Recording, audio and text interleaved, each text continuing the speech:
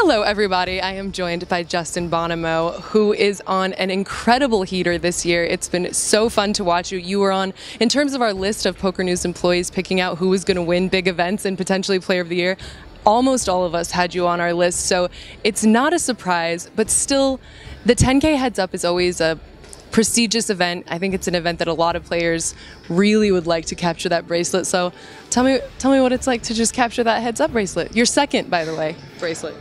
Now it's getting to the point where I'm just starting to question the nature of reality and just having these existential thoughts. Like, I just don't even know what's happening anymore. Is this real life? That's literally what I'm thinking. It's amazing though, because I'm watching you on the live stream and you're very calm, very cool. They're talking in the commentary, you're making all the right decisions. What do you think, differentiates this year from say 2 years ago in terms of just your play, your mindset? I mean, the number one difference is just luck. Just everything's going my way. I mean, I think a year ago when I was running bad, I was still playing fantastic poker. Maybe I'm playing a little bit better now, but like, really the difference between this year and last year is mostly just luck. And he's humble to boot. Get out of here.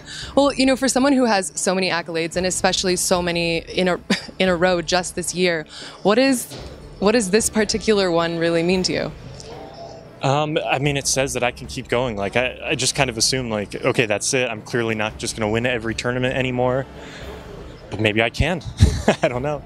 And of course, like, winning a second WSOP bracelet is cool. I've been playing these tournaments for 11 or 12 years now, so yeah, it's sweet. Nice. It's nice. Well, I'm sure this is the question that everyone always wants to ask, but I know one of your first matchups was David Peters, who's another sicko. But there was a lot of players that I wasn't familiar with, that I didn't really recognize, that were in the last 2 days. Talk to me about sort of what were the most difficult battles getting to this spot. D. Peters might have been my toughest opponent, who I played round one. You never want to be sitting across from him round one in any tournament. I had to play Jake Schindler round three. Oh no. That match was over in 6 hands, so that didn't put as much pressure on me. And then in the later rounds, what always ends up happening is like they're names that you don't know, and then you look them up, and they turn out to be like heads-up regs online that have tons of experience. And I'd much rather play a tournament pro whose name I know than some online killer who just knows every single spot inside and out. So yeah, pretty much no tough rounds in this tournament for me.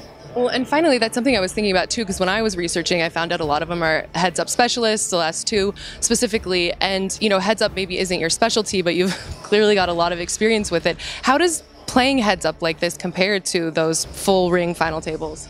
It's very different. Heads Up was my specialty back in like 2009. Of course, the game has changed a ton, and I just also don't remember everything I learned back then. So every year when I do play a Heads Up tournament, I kind of like refresh, look over some of my old notes, try to figure out some new stuff too, and it's a nice refresher course for sure. And were you watching the streams, going back and seeing some of your opponents before you came into these matches? Yeah, when I could, if I finished around early, I would go back to my apartment and like put the stream on while kind of studying other situations as well. I love this guy. Well, I'm sure I'll see you again on the stage really soon. It's only a matter of time. Justin Bonnemo, your 10K Heads Up champion. I'm Sarah Herring. You guys are with us here on PokerNews.com.